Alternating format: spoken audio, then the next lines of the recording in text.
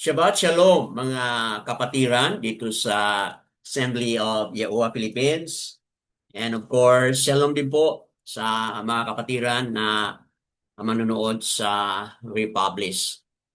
Ngayon po sa ating time ay 4:27 po ng hapon, 12/06/2025 mga kapatid. At ngayon din po ay araw ng Sabado sa our seventh day ayon sa Gregorian calendar. Nagkataon na rin po na sa Yahuwah's calendar, ngayon din po ay pang-pitong araw, mga kapatid. At ngayong oras nito, meron tayong Torah reading, mga kapatid. Nasa chapter 49 na po tayo ng Yeshayahu, also known as Isaiah.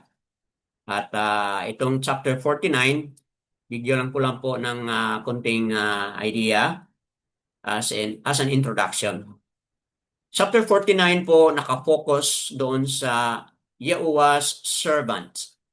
Okay, yung kaniyang alagad, yung kaniyang messenger, mga kapatid. Yahuwah's servant displayed his people assured, mga kapatid. So pinapakita yung pagpadala, yung presensya ng servant ni Abba Yahuwah, at dahil dito nagkaroon ng assurance ang sangkatauhan ni Abba Yahuwah. And this is located from chapter 49 verses 1 to chapter 50 verse 3, mga kapatid. So itong trusting servants na tinutukoy natin will save his despairing people with salvation available not only for the ethnic or the biological nation Yazarel, but for the whole world. So yun pala, mga kapatid, ang mensahe dito, na ang kaligtasan na pinag-usapan ni Abba Yahuwah, hindi lang siya naka-zoom in sa bansang Israel o Yazarel, mga kapatid, but nakatutok si Abba na ang kaligtasan is open for worldwide o for the entire na sangkatauhan, mga kapatid. So yun po ang ating understanding, at mamaya ipapatunayan po natin sa mga reading at mga verses at mga pagpapaliwanag, mga kapatid. So that being said, ang dalawang pinaka sub idea dito is yung verses 1 to 13, na ang pinag-uusapan diyan ay yung servant. Okay po, the servant of Yahuwah that will restore Israel and will save the world, mga kapatid. Verses 1 to 13. Then another sub-topic o sub-idea is verses 14 to 26. Dito po natin makikita yung human despair is more than offset by a divine Canaan. Sabi sabihin, makikita natin yung kahinaan ng tao, mga kapalpakan, mga failures, mga kapatid. Makikita natin dito, and yet yung divine Canaan, yung awa ni Abba Yahuwah is really, shall we say, ma-overpower yung human despair, mga kapatid. So verses 14 to 26 po yan. So yun po ang konting idea. Now, as we welcome Brother Geoffrey, first time niya po itong magbasa, ating kapatid po na nanggaling sa Saudi lang, ngayon nakauwi sa kanilang hometown, mga kapatid. Saan ngayong place niyo, Brad? Sa Quezon City pa, sa Manila. Quezon City, mga kapatid. So, let's give him now the time, Brother Geoffrey, to read to us. Ano nga yung complete name mo, Brad? Kasi yung Russian yung Geoffrey, titik mo dyan. opo. Shabbat Shalom po sa lahat. Shabbat Ang Shalom. complete name ko po is Geoffrey Caballos. Actually, naka-Russian character lang siya, pero kung babasahin niyo siya is Caban. Geoffrey Okay po. Caballos. So, Geoffrey Caban. Opo. Caballos pa, Caballos. Caballes, apa. Okay, go Ah, ahead. alright. So, i-share ko po yung aking screen para po makita niyo yung binabasa ko. Okay. Kung ganun po, let me Ay, make you wait. as my co-host. Okay? Sige pa, para, Let me make some adjustments here. okay po. Uh, I'll make you my co-host. Okay po. Pwede na pa? Okay. Okay. Yan. Co-host ka na po. Okay, go ahead, Brad. Ba't parang ayaw gumana? Wait. Share screen. Okay. Start I-highlight mo muna broadcast. yung passage mo, i-highlight, then click mo yung share screen. Okay po. Okay ba? Alright. And, Okay, on okay pa. process. Nakita niyo na ba? Okay, ayan. Alright. Ah, Okay, let's start po sa pagbabasa. It's Isaiah 49, also known as Yeshayahu 49. So, listen to me, O coastlands, and hear, you peoples from afar. Yahuwah has called me from the womb, from my mother's belly. He has caused my name to be remembered. And he made my mouth like a sharp sword. In the shadow of his hand, he hid me and made me a polished shaft. In his quiver, he hid me. And he said to me, you are my servant, O Yasharel, in whom I am adorned. And I said, I have labored in vain. I have spent my strength for emptiness and in vain. But my right ruling is with Yahuwah, and my work is with my Eloah. And now, said Yahuwah, who formed me from the womb to be his servant, to bring Yaakov back to him.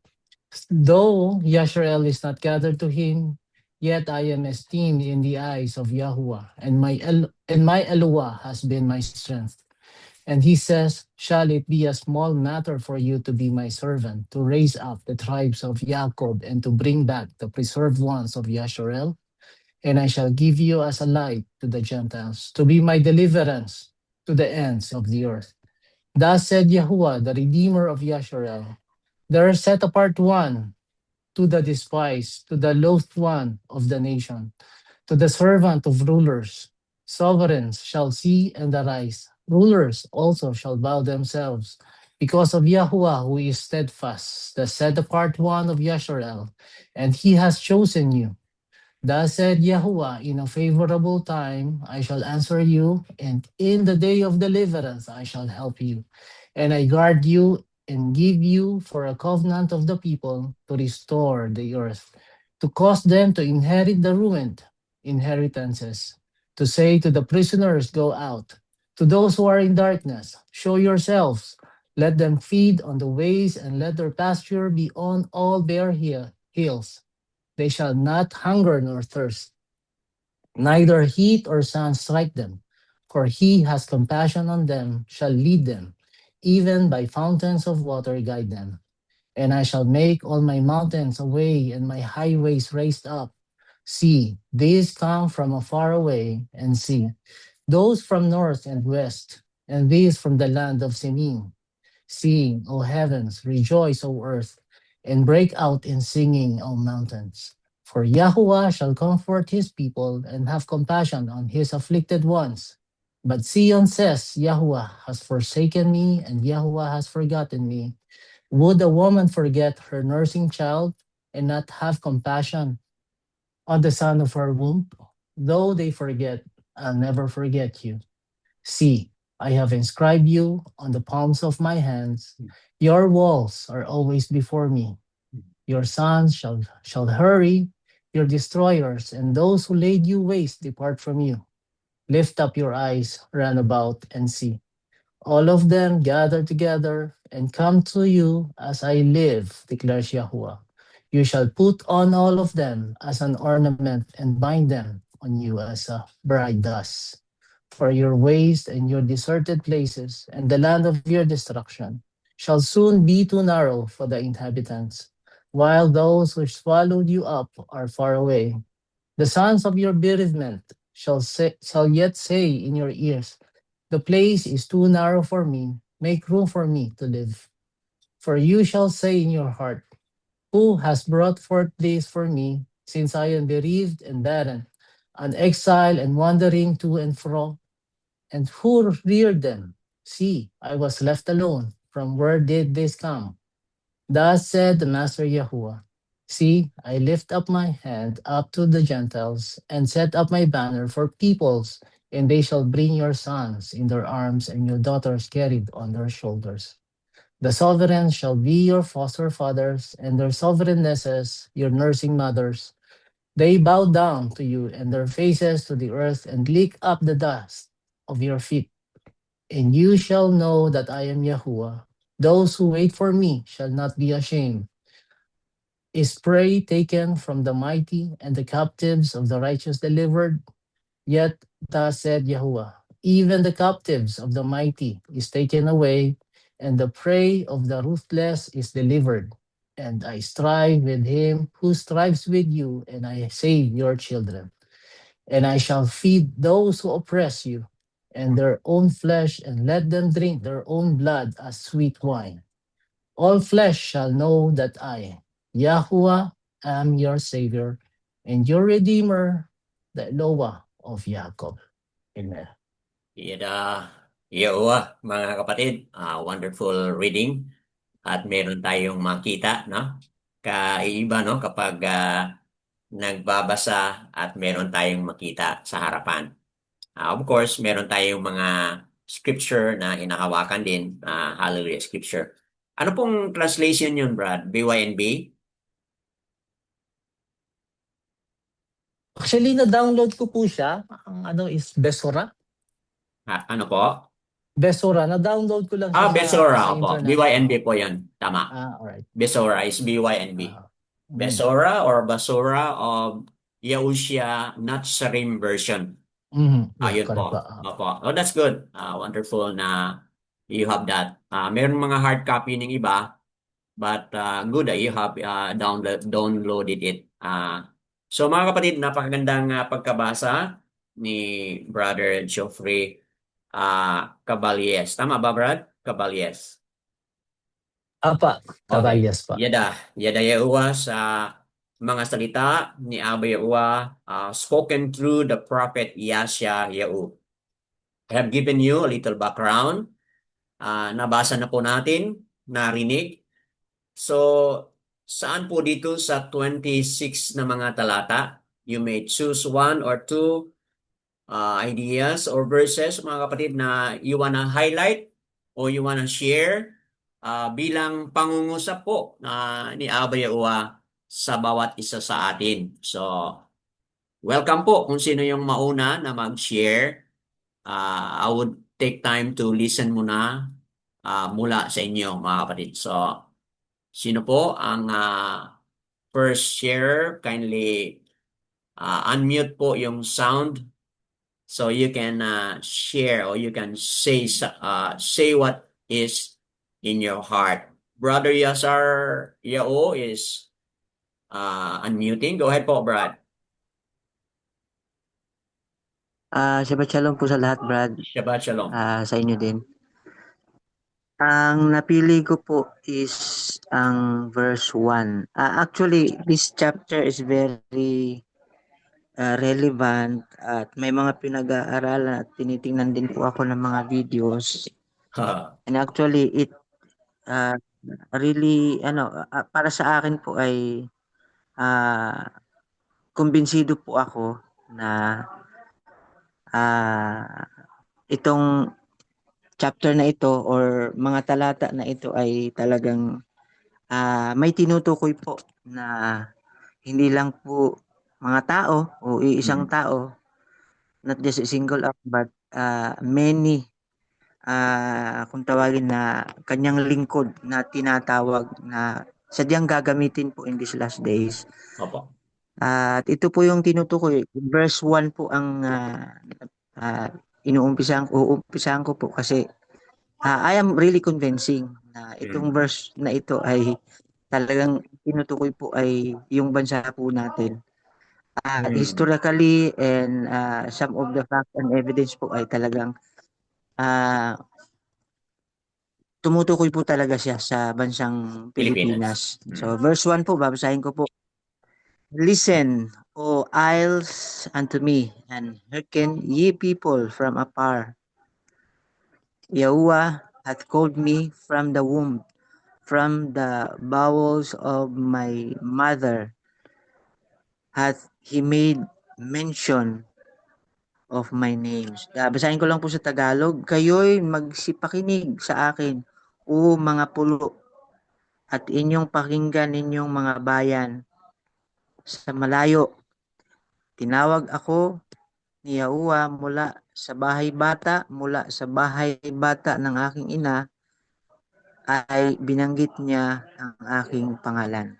So in this verse po, or actually this chapter, I'm really blessed po dito na hindi Your ko po Barak. akalain na opo, or Barak, kasi hindi ko po akalain na talagang ang tinutukoy po pala dito ay yung bansang Pilipinas. At the same time, kung i-figure out po natin ay ah, or isi-single out, maaring i-claim nyo po natin din po ang verse na ito or ang chapter na ito na itong tinutukoy po dito na ah, mula sa bahay bata ng aking ina ay binanggit niya ang aking pangalan. Alam naman po natin na sinasabi po doon sa kanyang salita na even sa bahay bata po ng ating ina ay kilala na po niya tayo individually, hindi lamang po sa pangalan, ano po. At itong talata po na ito ay naging pagpapala din po sa akin sapagkat hindi po ako napabilang sa mga tao na siguro sa kabila ng pagiging makasalanan po natin bilang tao, pero hindi po hinahayaan ni Abba na maging isa ako doon sa mga taong matigas ang puso at hindi nakikinig sa panawagan. Kung kaya po nagpapasalamat po ako kasi ang pagtawag po ni Abba dito sa verse na ito, ah, it, ah, sa simula pa lang po ang sabi dito, kayo'y magsipakinig sa akin, o mga pulo. Ang tinutukoy po dito yung karamihan, but pag i-single out po natin as individual, ay mapalad po tayo kapag tayo po ay nakikinig. Di po ba sabi po doon sa ano nga po ba yung aklat na yun, Brad, na pagka napakinggan natin yung kanyang tinig ay wag nating patigasin yung ating puso, bagamat hayaan natin na mangusap ang kanyang hurok. Kaya po sinabi dito na makinig kayo sa akin, o mga pulo, at inyong pakinggan ninyong mga bayan. Sa malayo, tinawag ako ni Yahuwah mula sa bahay bata. So, dito po, may nag-claim po dito eh. Yun lang din yung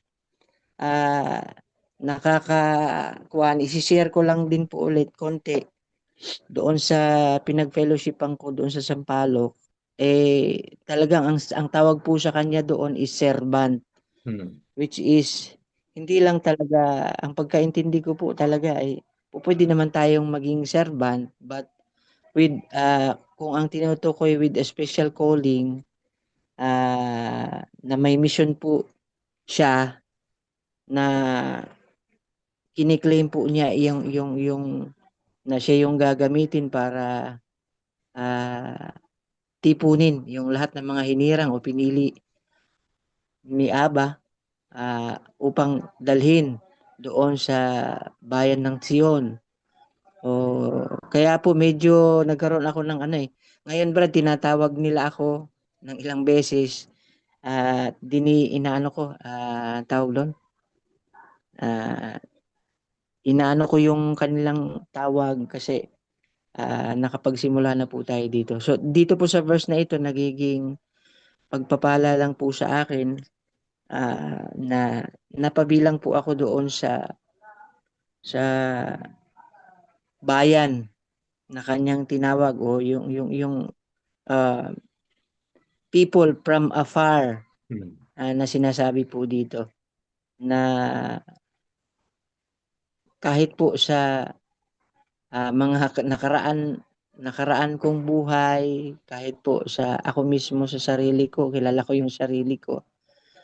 At kung ako lang ay hindi po ako karapat-dapat, pero tinawag niya ako with a purpose and a mission na to carry out his uh, kados or kadas name or set apart name para ibahagi din po sa iba.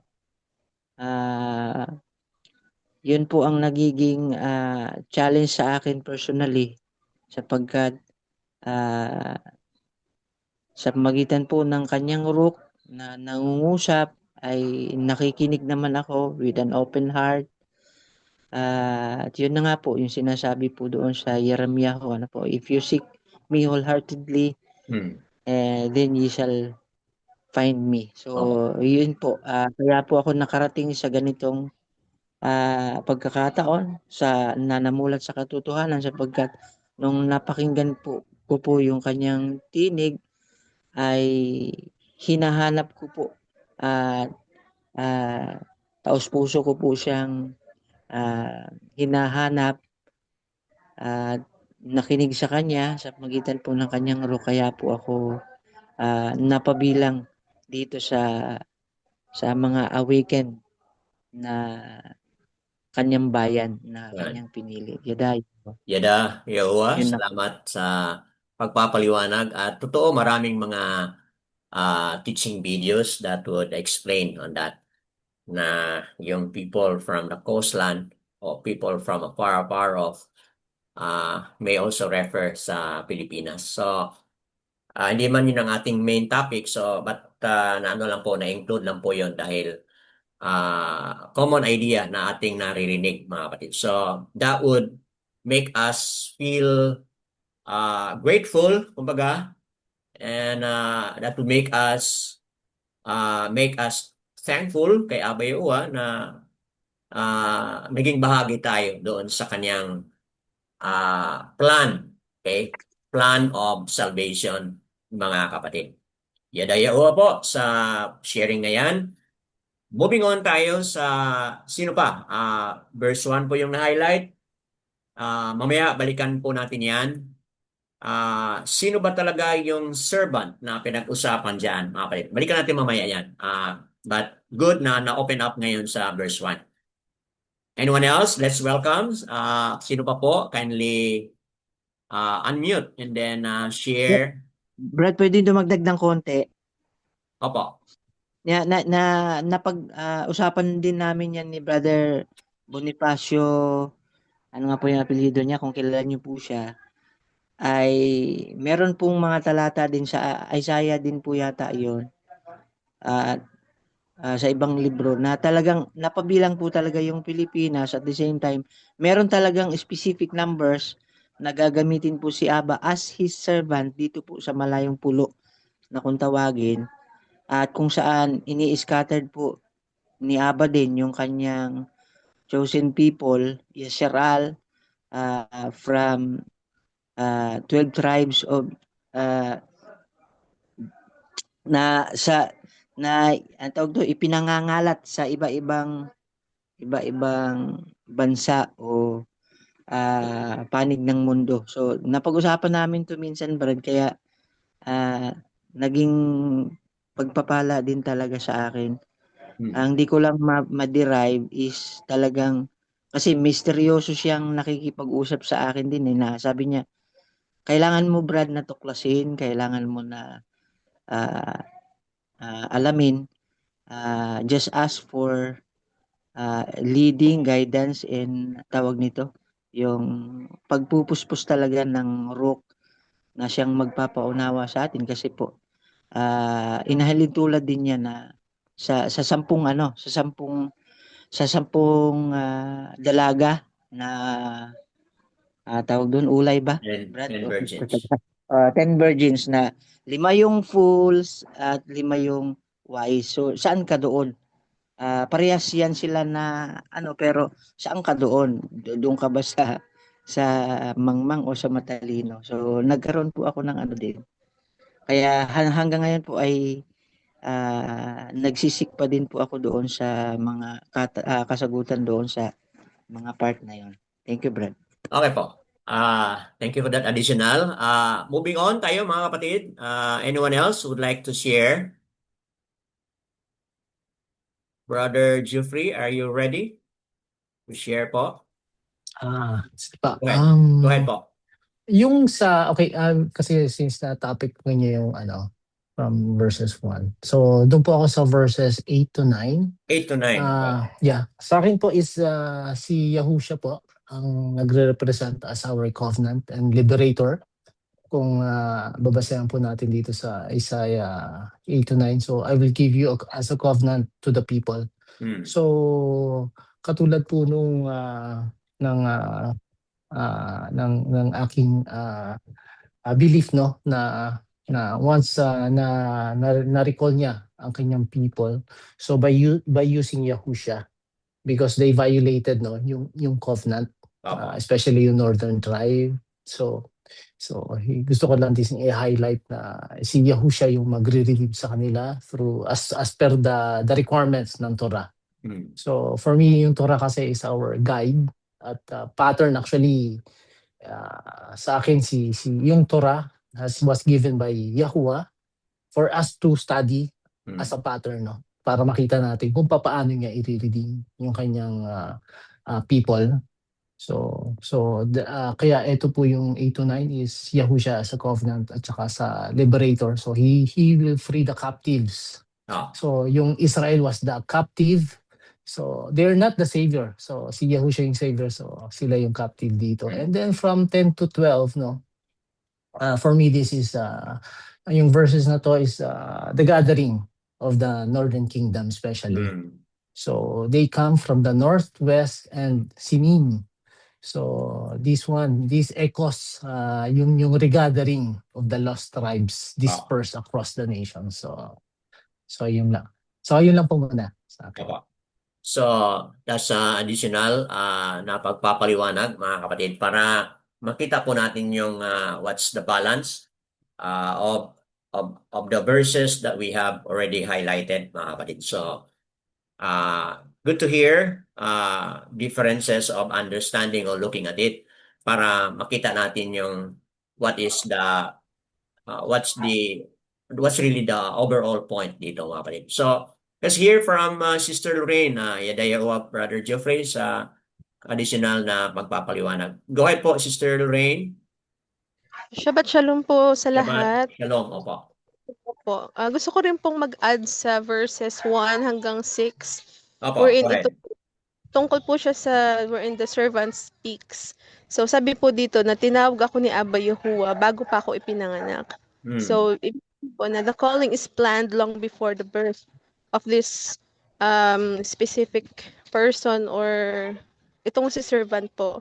So hindi ito aksidente at biglaan, kundi makikita po dito na purposeful po si Abba Yahuwah. And basa rin po dito na my mouth is like a sharp sword. So this one is symbolic, wherein the meaning is his words carry power, truths that cuts through deception and injustice. And meron din po dito nakalagay na hidden in his quiver, another symbolic phrase na ibig sabihin po nito na matagal po yung preparation para doon sa servant po na yun, wherein andun din po yung protection ni Abba Yahuwah. And tinawag po yung servant na, dito po, tinawag na yung servant na Yasharal. Pero may dalawang possible meanings po itong bagay na ito. Wherein na po, it represents the ideal na yung Yasharal alone, which is obedient, faithful, fulfilling Yahuwah's purpose. And yung pangalawa po, ay yung isang specific chosen individual na tasked to accomplish what the nation failed to do. Tama. Makikita rin po dito na sabi dito na the servant feels discouraged. Sabi niya po, he labored in vain. So, ibig sabihin po nito na kahit pala na chosen ka ni Abba Yahuwah, pwede ka pa rin talaga makaramdam ng pagod at saka ng discouragement. Pero, yung servant po na ito, he trusted Abba Yahuwah. Dahil ang sabi niya, my reward is with him. So dito po, si Abba Yahuwah, ini-expand niya po, makita natin dito no, kagaya po yung sabi niyo na highlight niyo kanina na this is global, which is I agree po. Dahil sabi po dito na Abba Yahuwah expands His mission. So first, gusto po ni Abba Yahuwah na i-restore yung Yasharal. Tama. Sabi ni Abba Yahuwah na yun nga, masyadong maliit na para sa Yasharal lang yung gusto niyang gawin. Kaya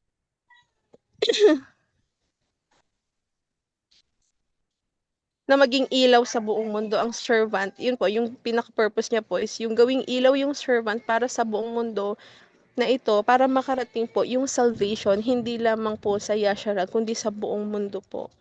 Na yun nga po, yung global, yung plano po ni Abba Yahuwah at ang Yasharal po ay simula lamang ng lahat at hindi yung katapusan. So, yun lamang po yung gusto kong i-add dun sa verses from 1 to 6 po. Yada Yahuwah po. Yada Yahuwah. Totoo yun kasi Israel as a nation, they failed. So, may role ang servant, yung specific na servant, which ako'y naniniwala na sa na-highlight na rin sa iba kanina. That is referring to Yahushua. Siya yung specific servant dito na talagang siya yung magiging tagapagligtas na kung ano yung failure ng bansang Israel, mga kapatid, siya po yung magbigay ng solusyon para yung kaligtasan na supposed to be mabahagi sa buong mundo through the chosen Israel. Dahil failure sila, so ayun, nagpadala si Abba Yahuwah ng kanyang specific servant, the Messiah, which is no other than Yahushua, mga kapatid. So, yun po. Kasi kung titingnan natin na ang kaligtasan is para lang sa bansang Yasharal, then that's too little. Okay? Ang kunti lang yan, ang maliit lang yan. Okay? Dapat yung buong kaligtasan ay open sa buong arats, mga kapatid, o buong mundo, mga kapatid. So, yun po, as added to the explanation kanina na yung verse 1 may refer sa bansang Pilipinas, mga kapatid, but we are expanding it. Not only sa ating specific na bansa, but we're expanding it not also only focusing on Israel o Yasharal per se as an ethnic nation, but expanding the plan of salvation of Abba Yahuwah even to the other most part of the Arats, mga kapatid. Okay po? So, can we give time for others also to share, mga kapatid? Meron pa tayong pag-usapan dito.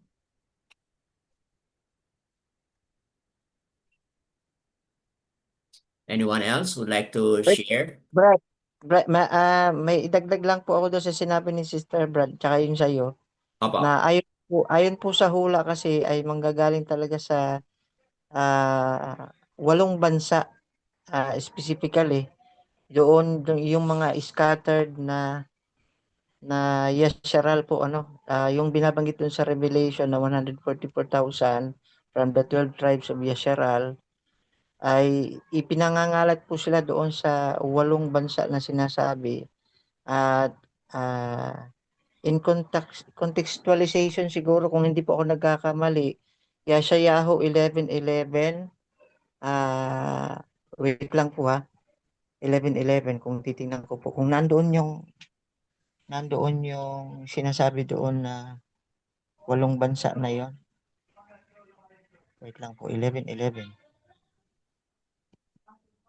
At kasama po tayo doon sa malayong pulo, yung Pilipinas po na yon. Wait.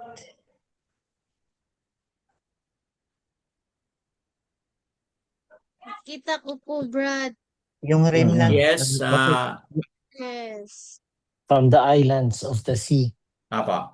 Yes, from the islands of the sea. From the islands of the sea. Okay, kasali po yon ng 11:11 ng Yeshayahu. Okay po. Opo, yun po yung 8 bansa na yun na kung saan doon manggagaling din yung mga yung binanggit ni Sister kanina na hindi lang din para sa Yasharal, kundi globally, may gagamitin din po si Aba ng mga servant niya na talagang ano din, nagtitiwala lang talaga kay Aba. Nag-fail din sila kasi hindi po ito, kung pag sinasabi po nating servant, talagang ano sila kumbaga parang rejected din, mahirap, walang ano talaga. Pero kay Aba lang talaga sila nagtitiwala na mightily ginagamit din ni Aba for a purpose. At dito po sa 11:11 po na ito, nabanggit talaga at dito, I do believe na Pilipinas po ang sinasabi dito na from the islands of the sea. Okay po. So, that's one explanation, mga kapatid. Coastland, yung sa verse 1 kanina, dito, another reference, 11:11 ng Yeshayahu, referring to the islands of the sea. As we have mentioned, there are a lot of information that is spreading out, mga kapatid. So, moving on tayo sa anyone else who would like to share? Meron pa bang bahagi? Salamat po so far sa mga nag-share na. Nakakatatlo na po si Brother Yasario. Anyone else who would like to share?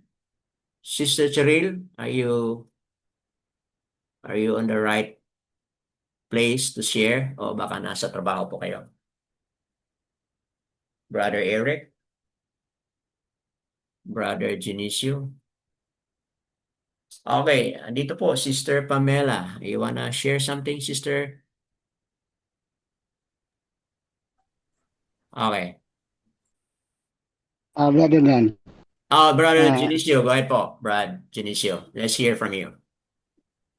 at dito po sa akin na Brother Dan, ako ay nakapili dito sa Yesaya 49 verse 4.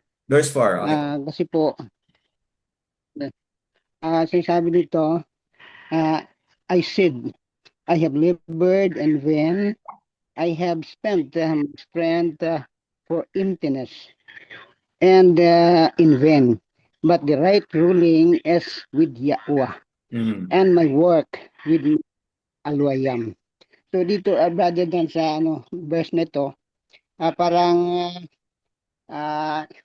naano ako kasi yung mga effort ko dahil sa mga trabaho Opo. na doon ako sa trabaho, palagi kong inasikaso yung mga trabaho ko at kasi po yung ay nag-aral at tapos may mga sasagutin po sa sa bawat linggo.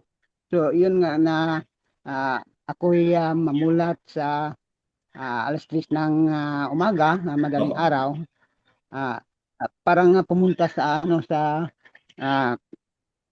aking trabaho. Tapos sa pagdating ko dito sa bahay, mag-ano na rin ako sa ibang trabaho. Parang maka-ipon, kung ano ang gagastusin para sa aming pamilya. So, maano ko dito na si Abaya pa lang yung useless lang yung mga paghihirap ko. Pag ito'y palagi kong gagawin kasi po ang katawan ko ay naging over fatigue. Tapos kasi naging over fatigue, madali lang na mga sakit, yun nga na sa ating sitwasyon ngayon, yung sinasabi ko yung may ubo dadadan, Opo. maano ko yun, I have to remember nga dito sa verses na ito na sinasabi my right ruling is with Yahweh and my work with my alwayam. Kasi po the strength for emptiness. I have sinasabi I have spent my strength for emptiness. Kasi po yung mga gawa ko ay parang magkaroon, makaipon, yung dahilan na nasa-over fatigue o na ano ang katawan ko na parang nahina ng yung ano ko, yung paggawa ko sa ibang gawain. So yun nga na ano ako ng hit na tinatawag na brother na tuberculosis. So yun Oo. may resulta na brother kasi. So yun nga na sabi ko ngayon sa paghihirap ko noon na parang makaipon. So sa ngayon wala na akong hindi na sabi ng doktor huwag kang magtrabaho for 6 months ang sabi ng doktor. So yun nga wala na akong hindi na ako makapagtrabaho sa paghihirap ko noon. I do my effort na para lang makaipon. Pero sa ngayon yung abayawa ang matugunan kang abayawa na kagustuhan ang mangyari, hindi ang sa Opo. akin kasi po wala na ko ng doktor na magtrabaho for 6 months, no, because he's giving us the for medication, no, tablets for medication for 6 months. So yun brother na masabi ko na ang verses na ito ay tamang-tama sa akin, no? Parang useless yung ginagawa ko no, na naghihirap akong madaling araw, tatlong oras lang ako matulog, stress, bumangon, mamulat ako ng stress, pumunta sa sa trabaho ko. So, yun nga na weekend ang ano. So, yun brother Dan, yun lang ang ano ko Yeah. kasi dito Yeah. na ano ko dito. Yes. Hallelujah. Yadayawa. Yadayawa, hallelujah. Mga kapatid, sa na-share ni Brother Junicio na highlight niya yung verse 4 speaks about yung mga kahinaan. Na-relate niya po sa kanyang personal na buhay, karanasan, as we have heard it from him, mga kapatid. So, yadayawa po sa sharing ni Brother Junicio. Sister Carashal, meron ba kayong mensahe dyan? O Brother Casadio? Brother Dan, Opo. meron lang akong kunting personal na pag-uunawa sa verse 4. Verse 4. So, yeah. pareho kayo ni Brother Junicio. Right po. Para sa akin, yung sinabi dito na and I said, I have labored in vain. I have spent my strength for emptiness and in vain. But my right ruling is with Yahuwah and my work with my alua. Para sa akin, yung siguro tayo lahat ay nanggaling man doon sa previous na nating Christianity belief at ang iba sa atin ay talagang todo bigay sa kanilang sa ating time doon at ang ginawa natin na pagbigay ng ating time, pagbigay ng ating devotion ay talagang kung nasa tama lang 'yon, kung sa tamang pangalan ang ating tinatawag ay siguro hindi in vain, but since maling pangalan, wala sa katotohanan 'yon, so talagang labored in vain 'yon sa akin. At ngayon alam na natin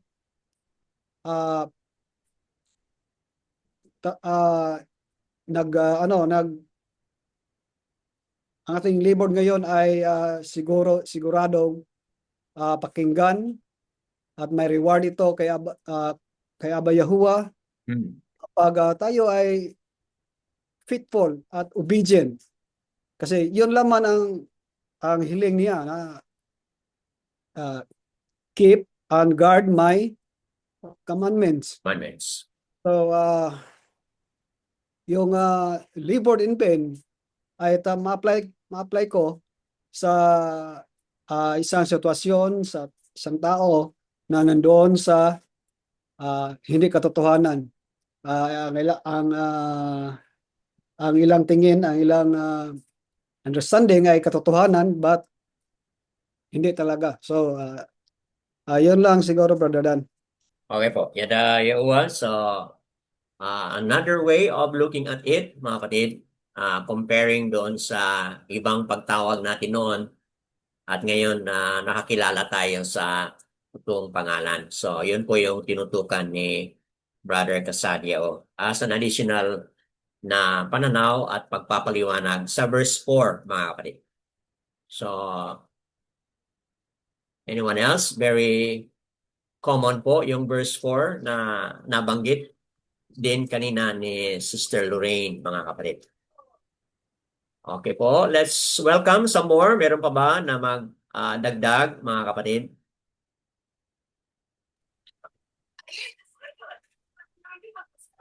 Brother Dan, Opo. pahirit po uli. Oo, Brother Jeffrey. Okay. Alright. Maganda po kasi yung sinabi ni Sister Lorraine kanina, no? Na si Yahuwah ang ginamit is yung Yasharel as panimula. No? And then, ginamit niya natin para sa pagpapalaganap. Then, ang pagkakasabi niya is, yung Yasharel ang una, pero hindi yung final. So, naniniwala rin po ako. So, ang kagandahan po is, ang sabi po niya kay Abraham, your seed will be a blessing, no? Tama. Genesis To chapter all the 12, no? to all the nations, yes. Apa. Kaya yung mga failure ng lahat ng failures ng Yasharel is ginagamit niya sa kanyang plano. So kasi kung hindi nag-fail yung Yasharel, hindi sila i-disperse sa buong mundo eh. Di ba? So hindi malalaganap. So si Yahuwah kasi ni-reach out niya yung mga dispersed na Yasharel eh, na napunta sa iba't ibang corner ng mundo. So ito lang yung paraan para ma-enlighten din yung mundo. Kasi ang Torah is for Yasharel first, then to the Goyim or to the rest of the world. So kaya sinabi ni Sister Doreen kanina is nakaplano talaga. Actually, yes. Nakaplano lahat. Actually, nung sinabi niya kay Moses, di ba? Na may prophecy na pagdating mo, pagka namatay ka, yung Yasrael mismo is hindi magkukumit sa kanilang covenant. Di ba? Kasi mapapalayo sila sa kanilang bayan. So, it's been planned. And dahil alam niya na yon, kaya yung redemption, yung plano niya to redeem his people, yung way, is nandoon na rin. Kaya si Yahushua, na plano na eh. Since the beginning, since the foundation of the world, alam na yung kanyang papel na siya yung magre-redeem sa bayan. At the same time, katulad nung verse dito sa atin ngayon is sa verse 6, no?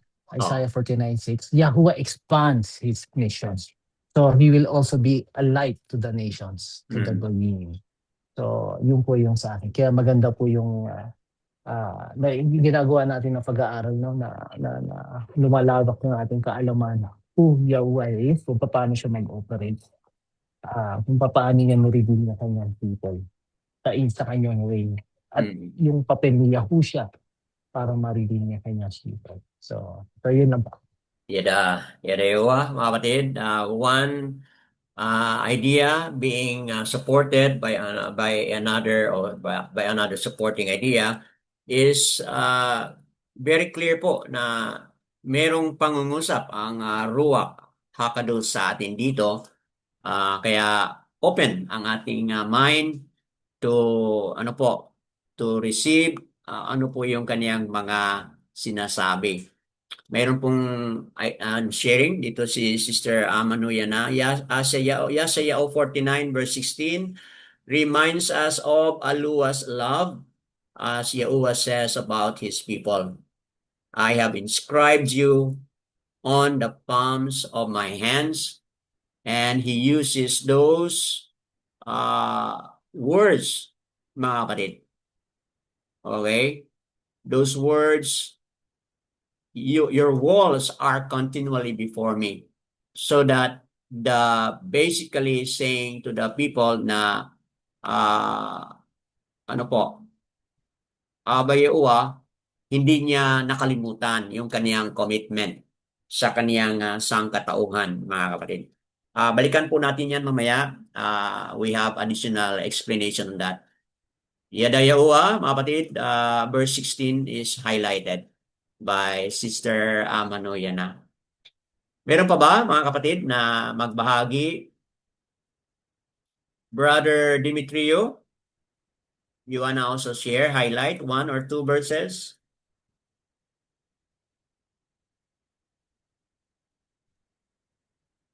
Okay po. I think nawala si Brother Dimitrio, mga kapatid. Okay. Moving on tayo, mga kapatid, sa ating pagpapaliwanag. Yung mga verses na napaliwanag na, I will just highlight kung ano po yung mga necessary na mga verses doon na ating i-highlight. Dagdag, mga kapatid, doon sa ating mga napag-usapan na. Balikan ko po yung verse 1, mga kapatid. Dito sa verse 1, highlight ko po itong phrase na listen to me. Okay? Listen to me. Na-highlight na ni Brother Yasaria o kanina yung pakikinig, mga kapatid. So, Abba Yahuwah demands a worldwide listening, mga kapatid. Listen to me. Abba Yahuwah is demanding a worldwide hearing or listening to His word, mga kapatid. Specific po yung coastlands na highlight dyan o the isles sa ibang mga version. Peoples from afar na highlight na po at may mga paliwanag na kanina, mga kapatid. Magandang i-compare po ito doon sa chapter 40 verse 1 na kung saan nakatutok lang si Abba Yahuwah sa kaniyang mga sangkatauhan. 40 ng Yesayao verse 1. Comfort my people, di ba? Yan po yung nakasabi diyan. So i-contrast mo po 'yon dito sa verse 1 na Abba Yahuwah is through His servant, through His prophet, mga kapatid, is saying na kailangan kayong makinig. Okay? Kailangan kayong makinig. O coastland, o peoples of the isle, o people from far afar, mga kapatid. So, in contrast po doon sa Isaiah 40 verse 1, in which Abba Yahuwah is just focusing on His people. Comfort my people, mga kapatid. So, ito ay mensahe na Abba Yahuwah is broadening. Kung i-compare natin yung 40 verse 1 na ang tinutukoy niya is naka-zoom in lang siya sa kanyang sangkatauhan ng Yasharal, comfort my people. Ngayon, i-open up to the possible worldwide mission, mga kapatid, by saying, listen to me, mga kapatid. Okay po? So, yun po ang nais nating idagdag dyan, mga kapatid, sa ating paliwanag. Now, dito sa verse 1, nabanggit po ito, no, na Yahuwah has called me, kasi me po ang na-highlight dyan, mga kapatid. Yahuwah has called me from the womb, from my mother's body. He has caused my name to be remembered. I am inclined, mga kapatid, na Abba Yahuwah is has a specific servant. Kasi po, kanina, narinig natin sa iba na yung calling na yan can refer to anyone. Okay? Narinig po natin yun kanina, kapatid. And we have opened up our understanding na it's possible na that calling is not only naka-zoom in sa specific but can also mean to anyone. who are responding to his call. But ako mga kapatid, I'm inclined to zoom in kasi ang word na gamit niya ay me, called me, mga kapatid. So, and then he has named me. Why I am inclined to believe na ang servant na tinutukoy dito ay ang Messiah, walang iba kundi si Yahushua. Kasi yung phrase na named me and called me, may nabanggit po yan dito sa Enoch, kung di ako nagkamali. That the Son of Man, the Son of Man, is called before Malakiam o before angels. Okay, nabanggit po yun doon sa Enoch. I just forgot kung anong particular reference. Was it in Enoch 70? Na kung saan napangalanan na. The Son of Man, the Son of Man, has already been named before Malakiam o before angels, mga kapatid. So yung phrase na yun, has named me, in my understanding now, is really nakaspecified po kay Yahushua, mga kapatid, na kung saan pinangalanan po siya ni Aba sa harapan din po ng mga malak before the world was created, mga kapatid. So yun po ang ating dagdag doon sa napaliwanag na rin po ng ating mga kapatiran, mga kapatid. So Yahuwah shows personal care for his servants. Okay po? Alam ni Abba Yahuwah yung kanyang servant, mga kapatid. He knows his servant at meron siyang personal care kasi nga tinawag siya personally at binangalanan siya, mga kapatid. So, kaya malinaw na dapat yung pangalan ng ating Messiah is talagang very much connected din po sa pangalan ng ating Aba, mga kapatid. Meron tayong additional, salamat po, Enoch 48 verse 4, that the Son of Man is named. Okay po. So yan po ang additional natin dito na reference. Enoch 48 verse 4. Salamat po, Brother Jeffrey, sa specific na reference in addition to our explanation dito sa verse 1, mga kapatid. So, moving on sa verse 2.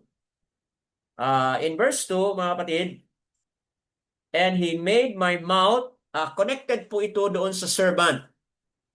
As na-highlight ni Sister Lorraine kanina, mga kapatid. Verse 1, yung tinutukoy yung servant. Dito sa verse 2, continual explanation po kung ano yung meron binigay ni Abba doon sa kaniyang servant. He made my mouth speak like a sharp sword. Sa tingin ko, mga kapatid, malinaw po na this is referring kay Yahushua na kung saan ang kaniyang mga pananalita, yung kaniyang mga words. Bakit po napaka-sharp? Okay, like a sword ang kaniyang pananalita. Because meron tayong reference doon sa Yohanan 14 na sinabi po ni Yahushua, the words that I speak, ano po? Okay? Enoch chapter 48 verse 4, Sister Maripe. Mga kapatid, doon sa Yohanan 14, sinabi po ni Yahushua na the words that I speak are not coming from me, but coming from the Father. So yung servant na pinag-usapan na declare ni Yeshayahu is referring to the Mashiach is because description niya dito, my mouth is like a sharp sword, mga kapatid. In which sa tingin ko, referring doon sa Yohanan chapter 14 na Yahushua said, the words that I speak are not coming from me but coming from Abba Yahuwah. So, yun po, additional natin yan na pagpapaliwanag. Okay po, yung next line dyan, polished shaft in his quiver, He hid me. So, I think maganda na po yung pagkapaliwanag ni Sister Lorraine kanina, mga kapatid. Moving on tayo sa verse 3, my servant. Okay, itong phrase na my servant. And he said to me, you are my servant. Okay? Kung tinan mo, magiging dalawa na ang pinag-usapan ng servant. Yung specific person na my servant, okay, you are my servant, referring to a specific person, which is in my understanding, sa na-share na rin po ni Brother Geoffrey kanina, at Sister Lorraine, referring po kay Yahushua. Ngunit, added to that, sinabi niya, O Yazral, in whom I am adorned, mga kapatid. So, there is a tendency here na possible na merong dalawang servant na pinag-usapan. The specific servant, this is referring kay Yahushua, and Yazral as also a servant of Abba Yahuwah. Kasi ang servant po, gawain ng servant ay gagawin kung ano yung binibigay na mission ng master. Okay? Ng Adon. Yun po yung function ng servant. Servant will only do what his master is telling him to do. So kung yan ay Yazral ang nabanggit, mga kapatid, maganda pong i-include natin yung na-highlight ni Brother Geoffrey kanina na passage in which nakasabi po doon sa Barashat chapter 12 o Genesis chapter 12 na Abba Yahuwah said to Abraham, sabi niya, I will barak you, sabi niya, and you will be a baraka to all what? Nations. So, kung ano yung declaration ni Abba Yahuwah kang Abraham, mga kapatid, na magiging baraka siya, yun po referring to the entire nation of Yazral na dapat sila ay nabarak ni Abba Yahuwah at sila rin po ay magiging baraka to other nations, which is very specific po na yung responsibility pagkapili nila bilang hinirang nila ni Abba Yahuwah, they have a task. They have a mission. But kanina, sa mga na-highlight na natin, Yazral failed. They disobeyed. They did not fulfill their mission.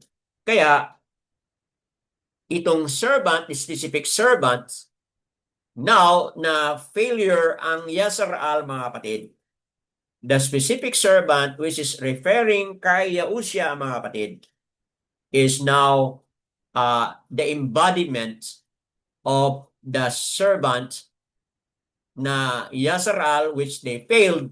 Ngayon, Yahushua na po, mga kapatid. That is a prophetic mission o prophetic vision, mga kapatid, na kung saan, kahit na fail ang Yazral, pero merong another option si Abba Yahuwah, in which papadala si Yahushua, mga kapatid, bilang tagapagligtas na kanyang gagawin. Verse 4, na maraming mga nag-share kanina sa verse 4, mga kapatid. But kung tingnan natin, and I said, I have labored in vain, I have spent my strength for emptiness and in vain, but my right ruling is with Yahuwah, and my work with my aluwayam. So ang tanong, kanino nag-refer ito, mga kapatid? Continuation ito na ang tinutukoy dito is still the suffering servant, which is Yahushua, mga kapatid. Si Yahushua po ang tinutukoy dito. Okay? And I respect doon sa mga nabahagi na kanina may refer to personal, individual na mga karanasan. I respect that. Applicable naman po doon sa mga paliwanag na kanina, mga kapatid. But I also would like to highlight na ang tinutukoy dyan is si Yahushua. Bakit po? I have labored in vain.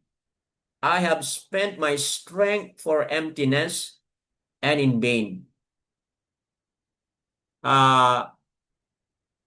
Ano po yung, kung yan po ay si Yahushua, ano po yung tinutukoy dito, mga kapatid, na I labor in vain?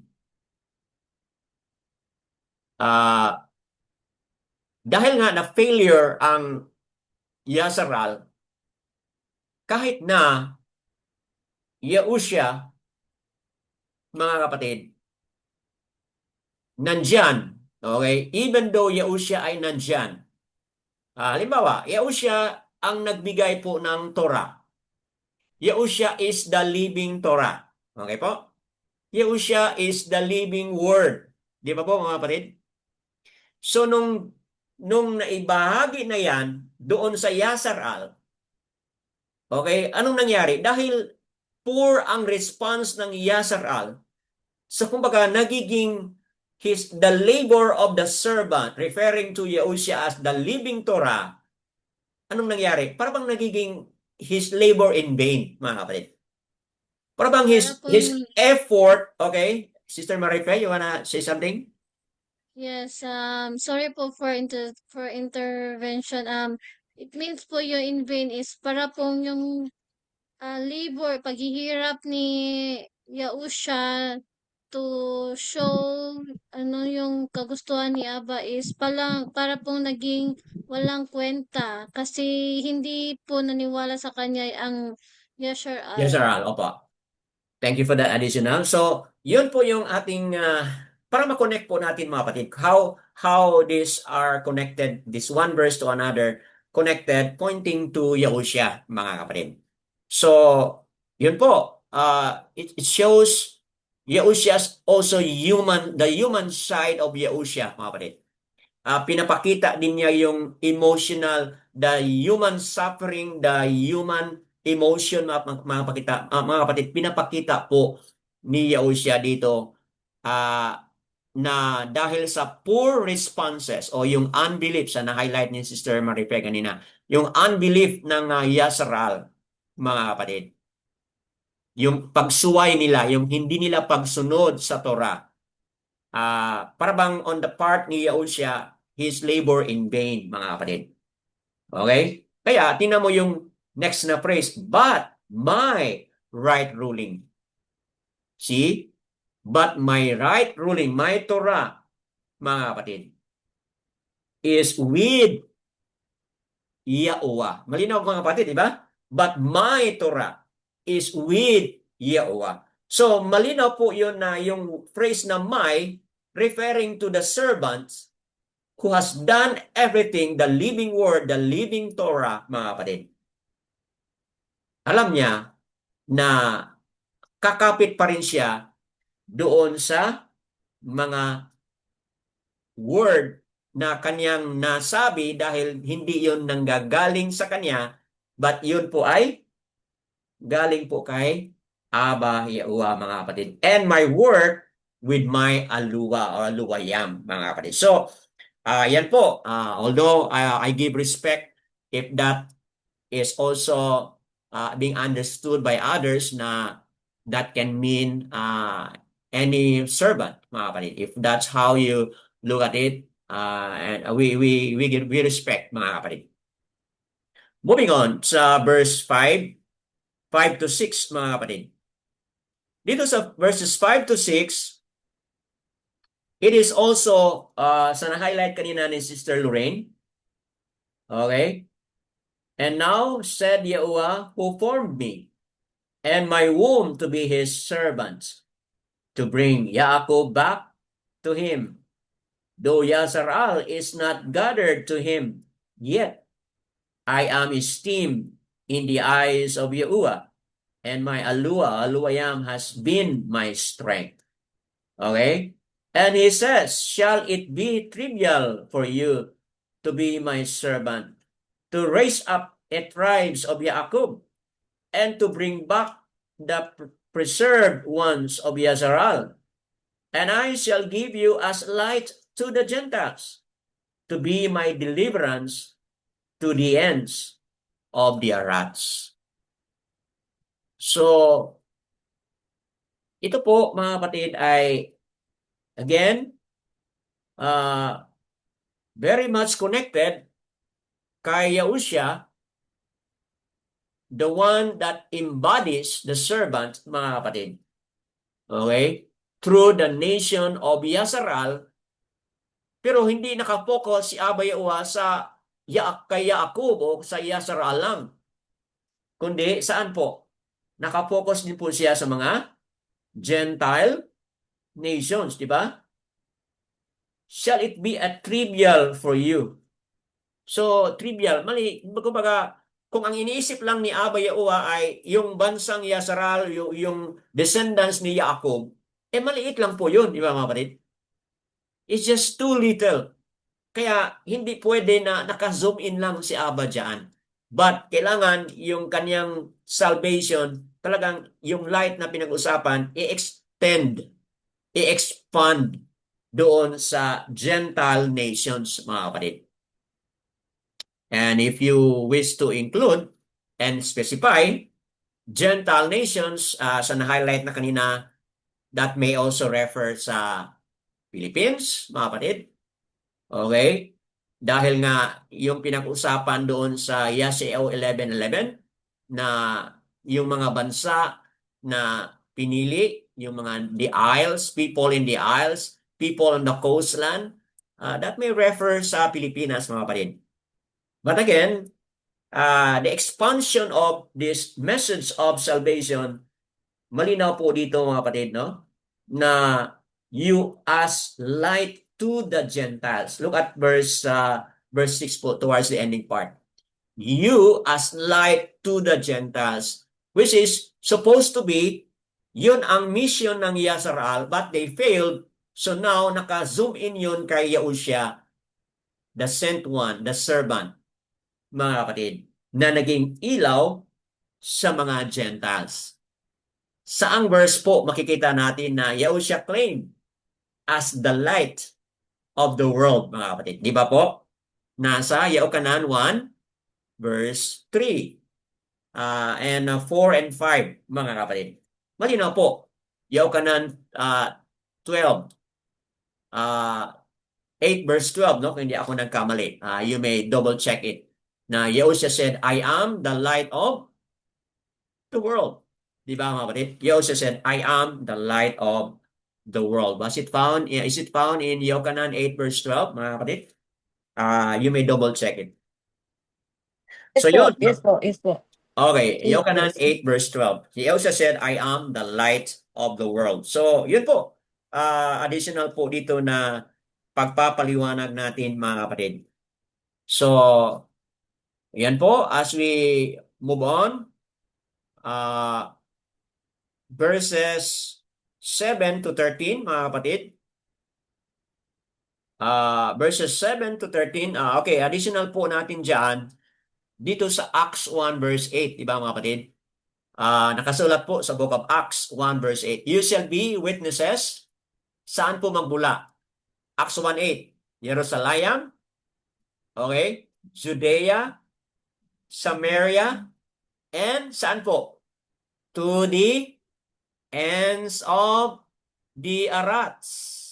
So malinaw po mga kapatid, Acts 1:8. Magiging kayo ay saksi mula sa Jerusalem, Judea, Samaria, and to the ends of the Arats. At yan, kasali na po, makaabot po dito sa iba't ibang sulok ng mundo, mga kapatid.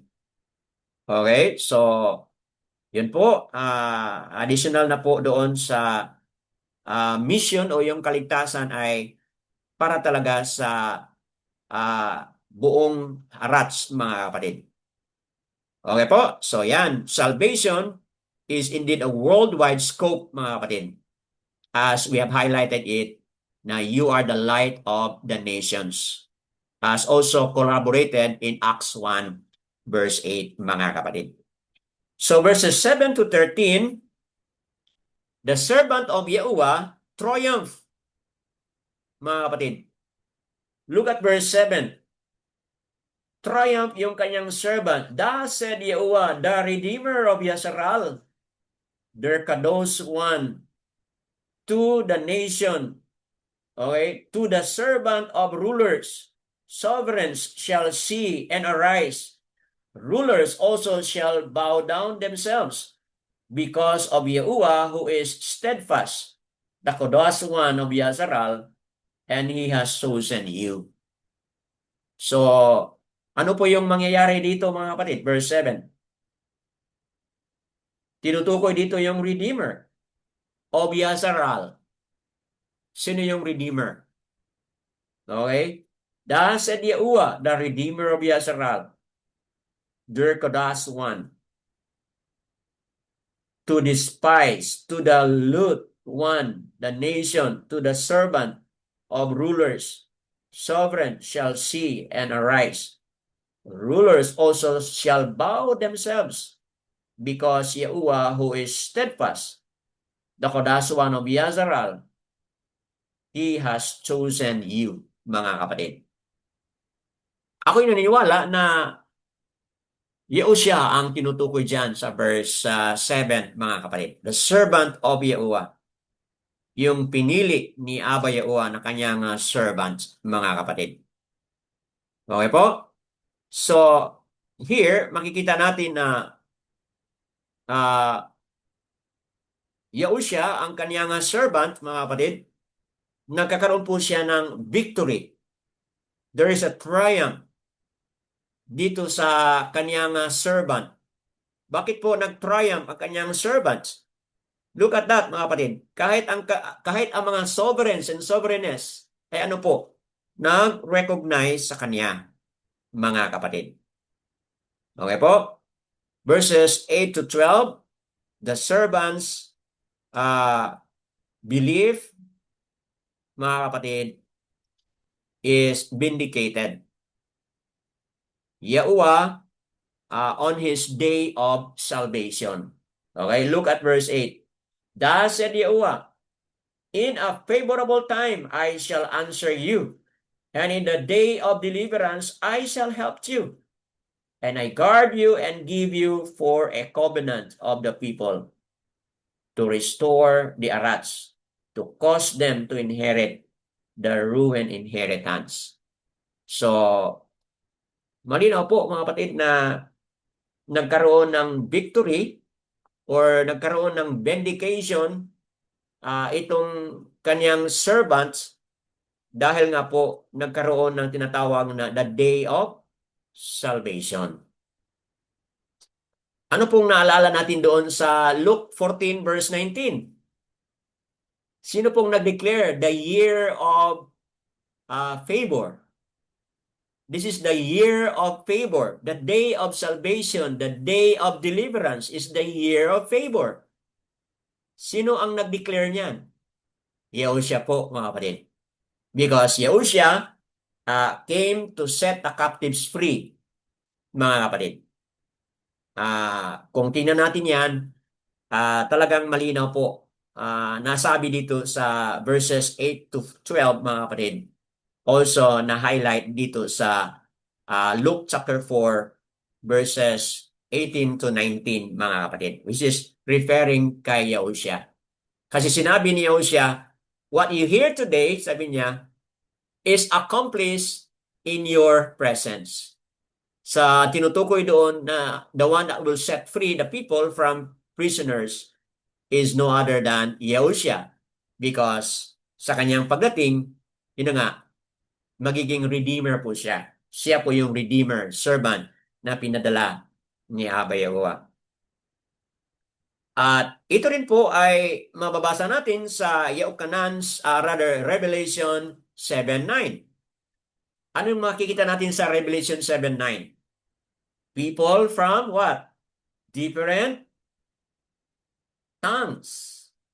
Okay, Revelation 7:9, mga kapatid. And after this, I looked and saw a great crowd, which no one was able to count, out of all nations and tribes and peoples and tongues, standing before the throne and before the Lamb, dressed in white robes and palm branches in their hands. Ano pong naalala rito itong mga palm branches na yan? Sino yung pumunta doon sa Jerusalem at yung mga palm branches ay inaano doon sa daanan? Sino yon? Mga kapatid, di ba? Walang iba si Yahusha po. Yahusha. Yahusha po yun mga kapatid. Kaya ganito rin po. Dahil Yahusha nag-triumph, yun ang ating idea kanina, dahil Yahusha the servant, nag-triumph siya. Yung kaligtasan ay na-extend doon sa Arats, doon sa buong worldwide mga kapatid. Na-extend yung kaligtasan doon. Kaya, as a result, ano nangyari? People from different nations, tribes, tongues, mga kapatid. Talagang na-fulfill po. Ayon sa Kazon, chapter 7, verse 9 and following, additional evidences na talagang nagtagumpay si Yahusha. Verse 13, the servants inspire unprecedented joy, mga kapatid. Balikan natin yung Yesaya 49. Sobrang tuwa, mga kapatid, ang naramdaman ng bawat isa nung itong nag-triumph ang servant, mga kapatid. Look at verse 13 again. Okay? Verse 13 po. Narinig po natin kanina, but again, let's look at it, mga kapatid. 49 verse 13. Ito na po. Sinabi dyan, verse 13. Verse 13 po, here. Okay? Sing, O Shamayam, rejoice, O Arats, and break out in singing, O mountains, for Yahuwah shall comfort his people and have compassion on all his afflicted ones. See, there is a triumphant singing with joy, mga kapatid. Bakit po? Kasi ang servant na walang ibang tinutukoy dito kundi si Yahusha ay nagtagumpay, mga kapatid. We're done with verses 1 to 13. Marami po tayong mga inputs na nabigay na. Focus tayo ngayon sa verses 14 to 26. Human despair is more than offset by divine kanan, mga kapatid. Halimbawa, verse 14, as in contrast doon sa verse 13 na nagtuwa yung mga sangkatauhan, they were rejoicing. Sa verse 13, verse 14 naman po, but Sion, look at verse 14. It started with the word but. But Sion says, Yahuwah has forsaken me, and Yahuwah has forgotten me. Sion, ano po itong Sion? Ito yung mountain na kung saan dideclare po ni Yesaya na ang Sion nagsalita. And don't take it literally, mga kapatid. And ito'y nagsalita na siya ay forsaken. Okay? Verse 14, yun po yung sinabi sa verse 14, mga kapatid. Ano po ang tinutukoy dito? Yung exile people. Referring to the exile Yahudyam. Mga taga-Yahuda who are exiled in Babal, mga kapatid. They are forgotten. It also referred to the Mount Sion in Yasar-al, mga kapatid, na kung saan laid waste dahil nga doon sa pagsalakay ng mga Babal. Okay? So, it is also in contrast with verse 13 na nagkaroon na ng victory and singing, but dito sa 14, ito po yung mga hinaing ng mga taga-Yahuda who were in exile to Babal at referring doon sa Jerusalem na kung saan nasira po, mga kapatid. So they were in gloom. His people are in gloom, mga kapatid. So don't take it literally na referring to the mountain, but referring to his people who are in gloom, mga kapatid, because na-exile sila. Okay po? So yun po yung human despair, mga kapatid.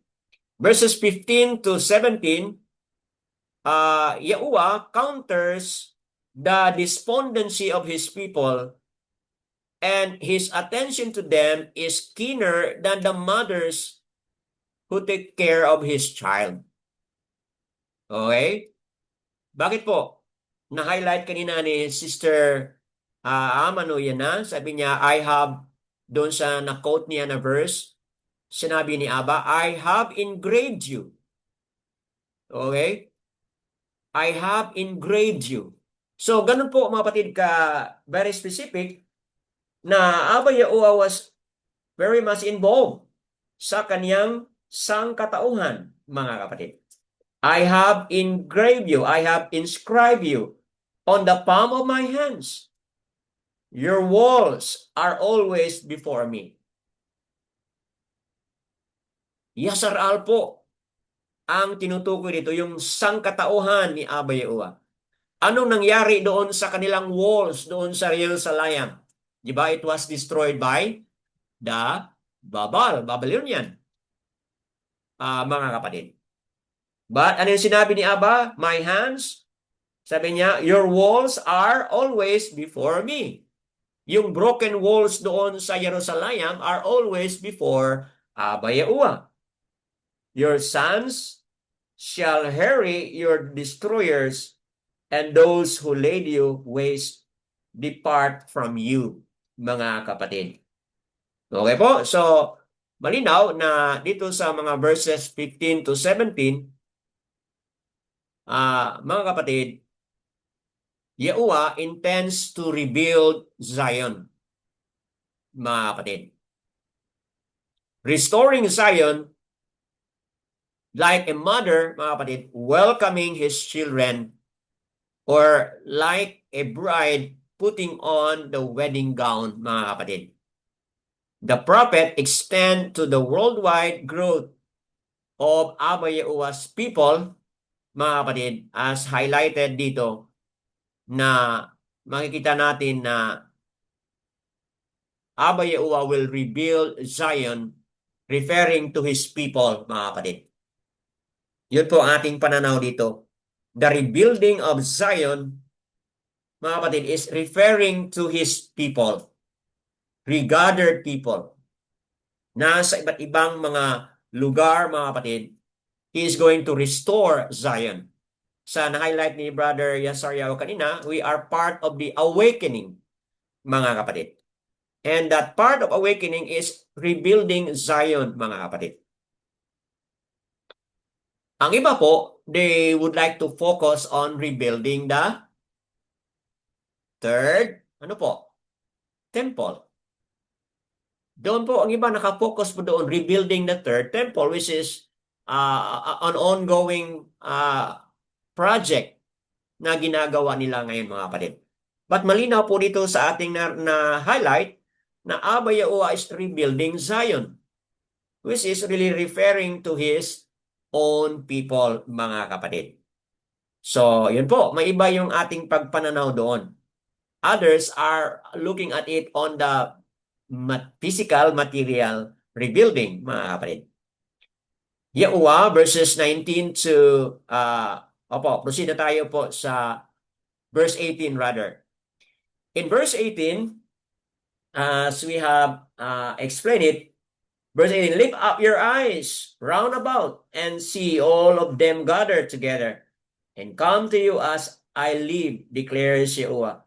You shall put on all of them as an ornament and bind them as a bride does. See? Kita natin yung picture of a bride, picture of a groom, picture of a wedding, mga kapatid, which is nandyan po yun, nakabanggit po doon sa Kasaon chapter 19, mga kapatid. The wedding of the Lamb, mga kapatid. Revelation chapter 19. So, dito po sa verse na ito, again, the prophet is extending a worldwide growth of Yahuwah's people. 19 to 21, mga kapatid, Yahuwah restored people are astonished at the number of which they have miraculously grown. So kung tinapala natin yung verses 19 to 20, dumami po yung kaniyang sangkatauhan, mga kapatid. Look at verse 20, the sons of your bereavement shall yet say in your ears, the place is too narrow for me. Make room for me to live. Okay? Verse 21, and you shall say in your heart, who has brought forth this for me, since it is a bereaved and a barren, an exile and wandering to and fro. And who reared them? See, I was left alone. From where did this come from? Wow, mga kapatid. Ano po nangyari? Kung tingnan mo yan po, sobrang dami po, mga kapatid. Marami pala yung mga awaken. Marami pala yung mga sangkatauhan ni Abba Yahuwah, mga kapatid. Ngayon po, maramdaman po natin na parang alone tayo. But look at this, prophetically, mga kapatid. The number of the restored, the number of the awakened people will be as numerous, mga kapatid. And you will be amazed. Prophetically po yan, mga kapatid.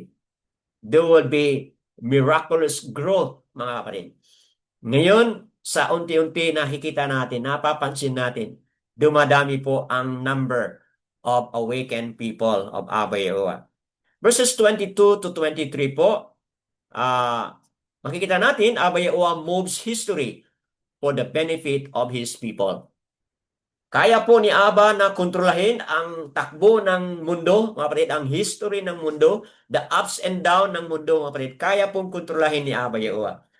Focus at verses 22 to 23, mga kapatid. I don't have time to read it. But yun po, tingnan nyo po mga kapatid, may kakayahan si Abba na siya yung gumawa, siya yung kukilos. Bakit po yun? Sabi na, so you will know, para kayo ay makaalam. Okay? So that you will know, mga kapatid. Look at that. Diyan sa verse na yan. Okay? Verses 22 to 23. Upang kayo ay makakilala at malaman ninyo, mga kapatid. Yun po sinabi diyan. And the sovereigns shall be your foster fathers, and their sovereignness your nursing mothers. They bow down to you with their faces to the arats, and lick the dust of your feet, and you shall know that I am Yahuwah. Those who wait for me shall not be ashamed. So, at the end of the day, ano po yung ginagawa ni Abba Yahuwah? Why is He controlling the history, the movement of the Arats, of the world history? Why is He doing that? Tingnan mo yun, mga kapatid. Ano yung kanyang pinaka-ultimate mission po? Ano po? What is Abba Yahuwah's ultimate purpose? Why is He doing all of this? Ano po, mga kapatid? Dito sa verse 23, that you shall know that I am Yahuwah. Those who wait for me shall not be put to shame. So mga kapatid, yun po ang nais ni Abba na siya ay makilala, mga kapatid.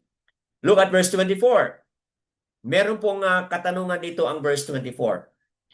Is prey taken from the mighty and captives of the righteous deliverance? May tanong po sa verse 24.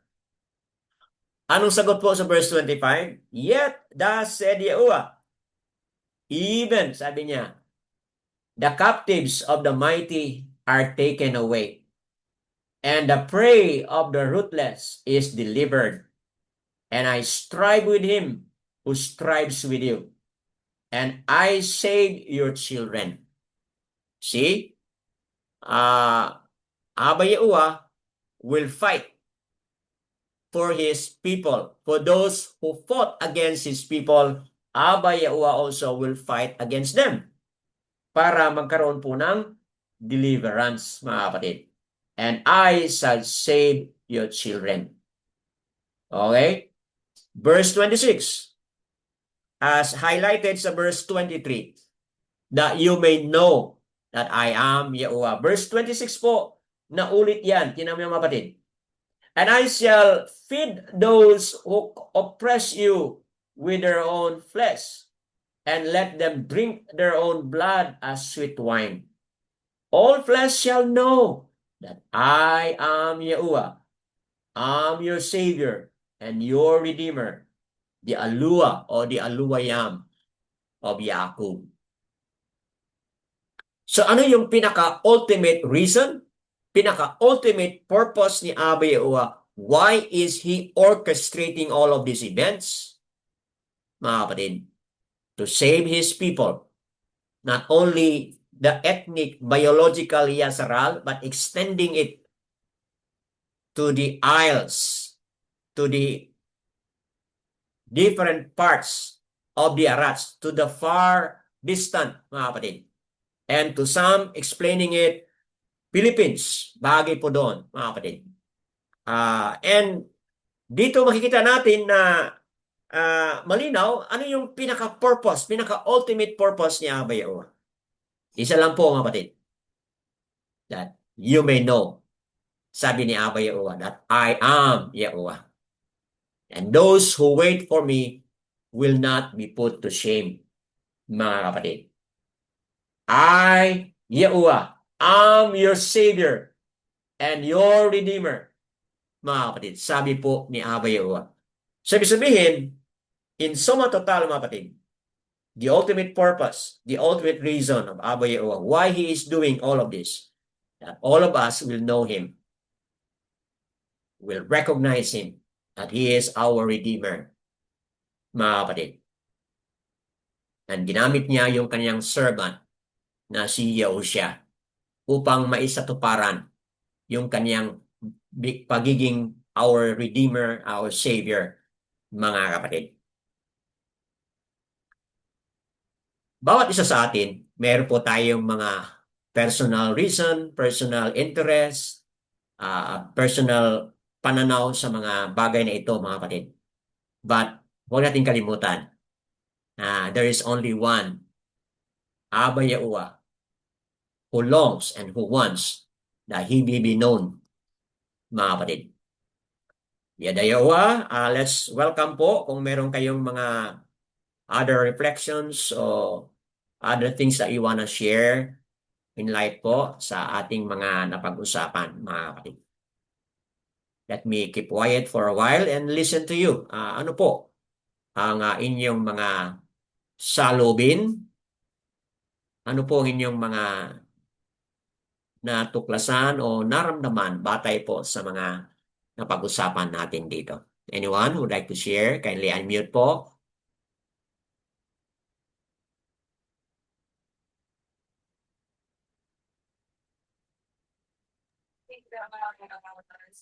Brother Jeffrey, you wanna add something? Actually, interesting lang po yung sa yung sa ayon, no? Opo. Dagdagan ko lang po doon sa sinabi ni Brother Yashariel, no? Opo. Kasi etong Matthew 12:42, basahin ko po, the Queen of the South shall rise up to the judgment with this generation and shall condemn it for the same, for she came from the ends of the earth to hear the wisdom of Solomon, and behold, a greater than Solomon is here. And then it is parallel po sa Luke 11:31. The Queen of the South shall rise up in the judgment with the men of this generation and condemn them, for she came from the uttermost parts of the earth to hear the wisdom of Solomon, and behold, a greater than Solomon is here. So, I believe po, no, yung function ng pakiulit mo aisle, yung Luke, Sis Barbara, Luke 11:31. 11:31. Okay. So, interesting lang po, no? Tsaka Dagdag yung mo Matthew sa 12:42. 12:42. Opo. Yes, apo. So interesting ito po lang yung po dalawang kasi. mga references. Go ahead po. Interesting lang po kasi siya. So, etong pong tinutukoy po natin sa Isaiah 49, it's referring to the Messiah. So, yung function po nitong the isles, actually, yung function ng Messiah is to restore. Opo. And yung function ng the isles, and the Queen of the South, na sinasabi nila rito, is during at the end, yung during ng tribulation ba or during the end of times, no? Kung saan gagamitin niya yung kanyang remnant, no, to declare para yung sa Torah. So I do believe this is part of the 144,000 na katulad na sinasabi ni Brother Yashariel. So yeah, they are included. And sa Philippines, no, we have the Queen of the South, di ba? Cebu is the Queen of Brad. Exactly. Oh. Cebu, so Kaya yung napakaganda ho. sinabi Brad na Sheba, kasi si Sheba yung Queen of Oho, Sheba yung pumunta kay Solomon, di ba? oho, oho. So Sheba, Shebu, Cebu, yes, similar exactly. ano po. Opo. Oho, so napakaganda lang po, ano. So nabanggit ko lang po dahil interesting. So yun lang pa. So dinagdag ko lang po dun sa kabahayan. Yes, habang nag-explain ka, mga kapatid, no, yung dalawang references that supports also yung mga na-highlight ni Brother Yosario kanina, as mentioned by Brother Geoffrey. Luke 11:31, Matthew Matatiao 12:42 po. And I'm looking at yung historical talaga doon sa unang hari. Nakalimutan ko, no, mga kapatid, kung meron kayong reference. Unang hari, yung Queen of Sheba, nag-visit siya kay Solomon. Nandito po yun sa unang hari. But anyway, kung makita po ninyo, nasa first or second Kings, wherein the Queen of Sheba visited Solomon, mga kapatid. Meron kasing pananaw na ang iba, yung Queen of Sheba daw ay galing daw yon sa Africa, mga kapatid. But ayon sa mga pag-aaral ni Brother Timothy Schwab, yung ano po ng The GOD channel, yung kanyang pananaw is talagang nanggagaling sa Pilipinas. Yung Queen of Sheba na yan ay nanggagaling sa Pilipinas. Meron bang reference na yun na nakita ba natin para sa Second Kings ba yun o Second Kings or First Kings, mga kapatid? Opo, so First King. okay, nasa First Kings. Okay, 10:1-13. okay. Nandyan din po sa Second Chronicles 9. verse 11. At saan yun, sister? First Kings. 10:1-13. Okay, 10:1-13, mga kapatid. So, kung saan yung nabanggit ni nabasa ni Brother Geoffrey kanina na visited Solomon, Queen of Sheba, visited Solomon, nabanggit dito sa Second Chronicles 9:11, First Kings chapter 10:1-13. But due to lack of time, kayo na po yung magbasa, mga kapatid. Referring doon sa pag-visit ni Queen of Sheba doon kay Solomon, nagdudulot pala ng baraka yon connected doon sa people of the isles, which is really referring to the Philippines, mga kapatid. So, magandang paliwanag yon na ano yung role ng totoong servant, the specific servant referring kay Yahusha, mga kapatid, at ano yung role ng the isles, people in the isles. Ayon doon sa nabanggit sa nabasa na Matthew 12:42 at Luke 11:31, that in the end, yung role ng people of the isles is that in the end, they will judge the nation. So, ibig sabihin, mamumuhay ayon sa Torah, mga kapatid, at in the end times, yung people of the isles will also condemn, will also judge yung mga masasamang mga ginagawa ng sanglibutan, mga kapatid. Okay po? Bigyan na natin ng example, mga kapatid. Politically, no? I'm not inclined to follow any of these political issues here, mga kapatid. But tingnan natin yung activity dito sa Pilipinas. Di ba kung merong mga katiwalian, ano po yung usual na mga makikita natin? Di ba? Merong mga group who will what? Condemn, di ba? There were people who are going to condemn. May mga Pilipino tayo na nag-go into this activity in order to condemn. Ano yung mga kinokondemn nila so far sa mga nakaraang mga gathering nila, mga kapatid. Di ba? Kinokondemn po nila yung mga corruption sa ating bansa and so on and so forth. Hindi po yun ang focus ko, mga kapatid.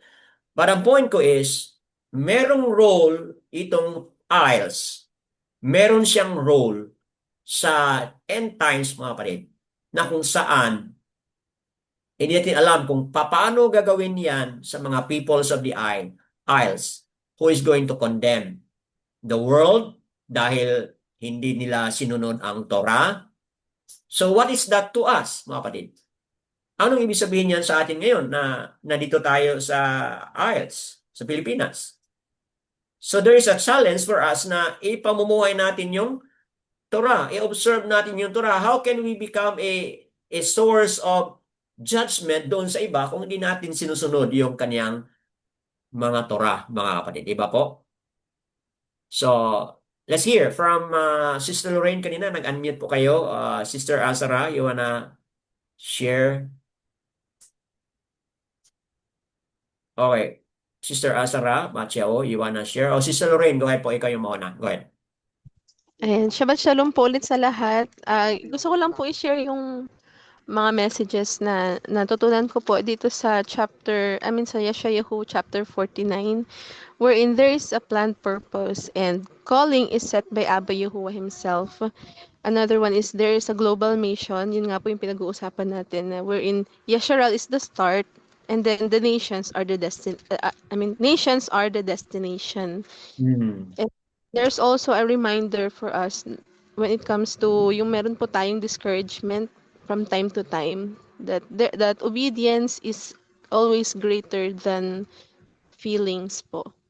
Na minsan kahit feeling natin parang left out tayo or we've been casted out, ganyan.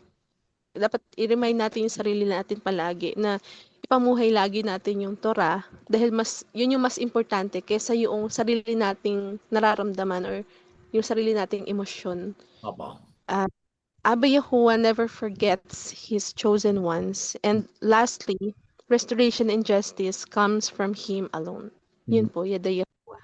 Yada Yahuwah, mga kapatid. So, yes, restoration come from Him alone. Yes po. So, yan mga kapatid, highlight ni Sister Lorraine yung portion of encouragement. Kung tayo man ay naglulupaypay, move on, stand up mga kapatid. May purpose si Abba Yahuwah at yung kanyang purpose ay mangyayari po sa ating buhay mga kapatid. Okay po. Na-highlight dito ni Sister Marife yung 2 Chronicles 9. Okay po. 2 Chronicles chapter 9. Mababasa natin ito. When the Queen of Sheba heard the fame of Solomon. Okay po. Came to prove Solomon had question on Jerusalem. Okay. Very great company and camels, bear spices and gold in abundance. The precious stones when she carried come to Solomon, she communed with him all that is in her heart, mga kapatid. So, based po sa 2 Chronicles chapter 9, verse 3, mga kapatid. So, yun po yung additional dito ni Sister Maripe. Okay po, yan, that being explained and shared, mga kapatid. What else? Yes? Meron po kayong idagdag? Go ahead po. Sa Song of Songs din, Brad, naka-specific din yung pagdating doon sa story of love ni Salomo ay talagang he adorned sa doon sa kay Queen of Sheba. Okay. Yung Song of Songs, okay? Yung love song niya doon, okay? Referring kay sa Queen of Sheba. Okay po. So, yun, additional mga kapatid na mga references. Now, kung wala na pong magbahagi, thank you very much sa mga paliwanag ninyo, mga kapatid. We appreciate the participation that we have experienced, mga kapatid, sharing your ideas about the passage and what is Abba Yahuwah telling you. Bilang palapos, mga kapatid, kung wala nang magdagdag, meron pa ba? May ano lang ako, Brad, kasi napag-usapan na rin natin yung Philippines. Dito sa First King, chapter 10, verse 12. Na-mention dito na no such almog wood has come or been seen to this day. So, almog wood, ini-search ko po dito sa almond wood is, na-mention po dito is, almond wood po is or nara tree. Or redwood po. Oo. Marami sa atin po yan. Sa atin lang po yan. Yes, Yes. that's true, no? Okay, so another evidence po yon mga kapatid na Philippines nga ang pinag-usapan because almond wood or red tree, which is nara tree, is only found in the Philippines. So, thank you po for that additional. Also, agarwood, Brad, nasa atin din. Yung agarwood. Ano yon?